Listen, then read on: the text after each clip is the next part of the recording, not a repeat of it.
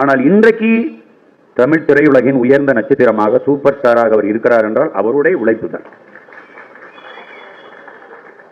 காலைகளோட நான் எங்க அப்பா பாரதிராஜா அவர் நடைபயிற்சி போயிட்டு எங்க அப்பா விட அடுத்த விட தம்பி விஜய் விட அந்த வீட்டை கிடக்கும்போது என்ன மாடா ஆடுறான் அந்த பையங்கிற அப்படி எங்க அப்பா அவர் அளவுக்கு இன்னைக்கு நடன அசைவுகளை வெளிக்கொண்டு வந்து ஈர்க்கிற அளவுக்கு ஆடுறதுக்கு இந்தியாவிலே நடிகன் கிடையாது. காரணம் அவருடைய உழைப்பு. எளிதில் புகழ் வராது என் உடன் பிறந்தார்களே அப்படிலாம் தொட்டு விட முடியாது. பெரியவர் காஞ்சி சங்கராச்சாரியர் பெரியவர் இறந்து விட்டார். அவர் சொல்றாரு, ஒருவன் வெற்றி அடைந்து புகழ் விட்டுட்டான்னா அதை நினைச்சு நீ பொறாமப்படாத.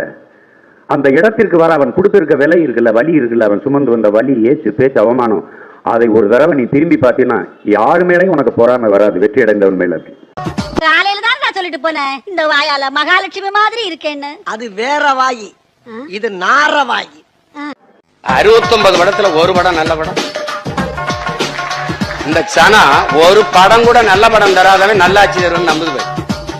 ரஜினிகாந்த் அவர்களுக்காவது என்ன ஒரு 50 படமாவது, அண்ணன் கமலஹாசனுக்கு 100 படமாவது நல்ல படம், எம்ஜிஆருக்குன்னா 200-300 பாட்டுக்கு